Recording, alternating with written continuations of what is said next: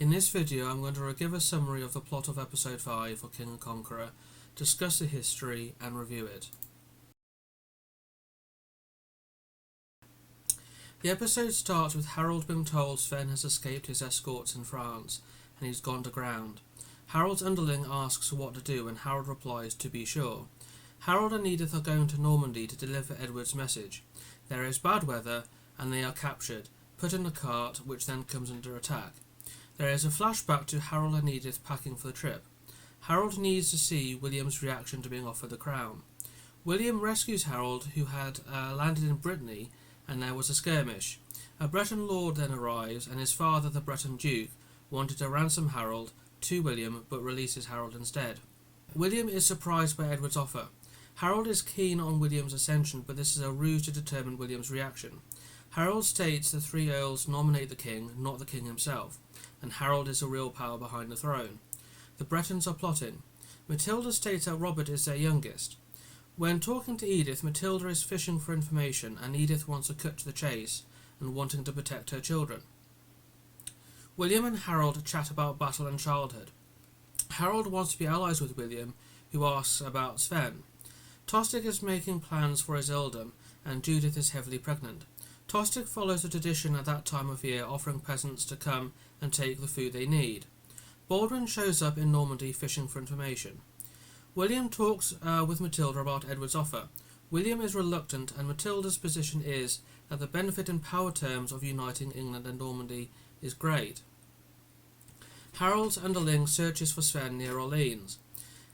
Edward in council is mumbling for the Lord to answer him, and he's not dealing with council business. Gunhild tries to concentrate Edward, which doesn't work. William is surprised about Odo becoming Bishop of Bayeux. Odo is his half-brother, but he finds Odo's power useful. Gunhild confronts Edward over his despair on not hearing God, and she comforts him and tries to reason with him on this. Edith and Matilda discuss options. Matilda thinks that William holds the crown, but Harold is the power behind the throne, being the number 2. Edith states that Harold wouldn't be the number 2, and England would not accept a foreign king, with a bloody war taking place.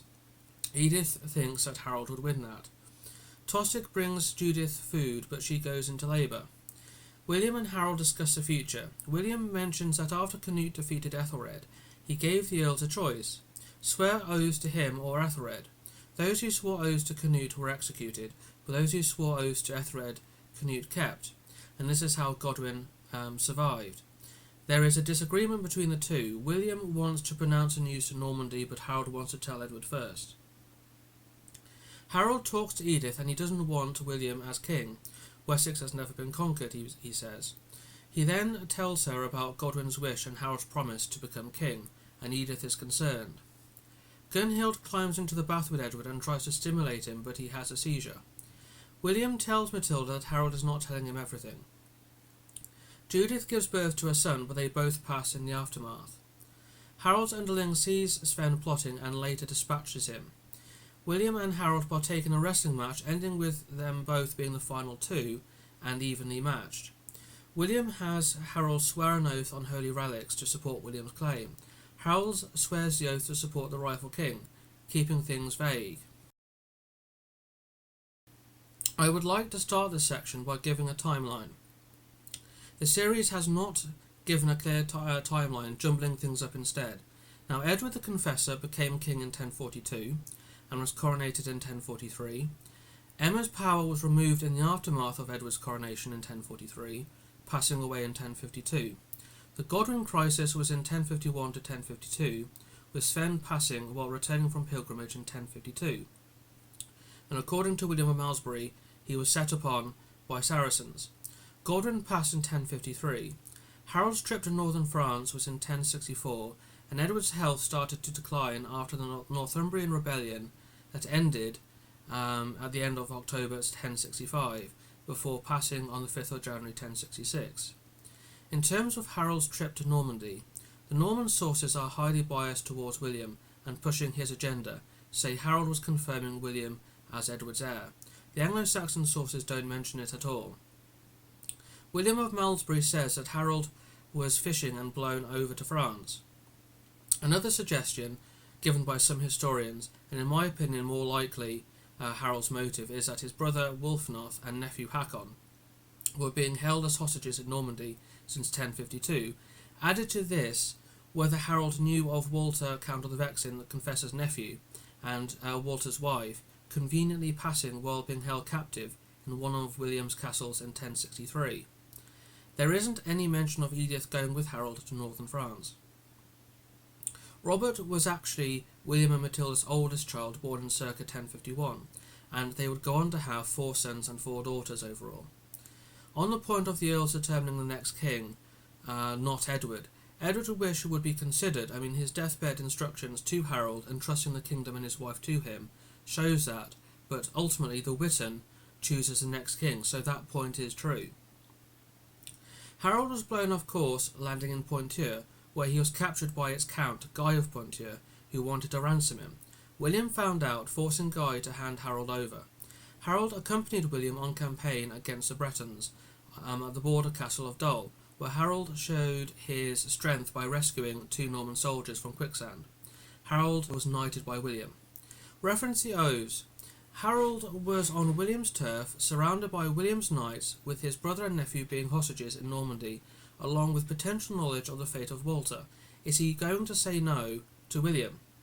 There is some debate about whether Harold was under duress, invalidating his oath, or whether it should be considered valid. Considering his position noted a moment ago, Harold was not in a position to say no. For William, this was a transaction. The vague way Harold gave his oath, that's fine. Harold was playing politics, trying to keep his options open. In terms of Harold and William sizing each other up, that's fine. William had his ambitions on the English crown, and Harold, the Earl of Wessex, was sub-rex in England. He was the power behind the throne, and arguably more powerful than Edward, and they were trying to size each other up.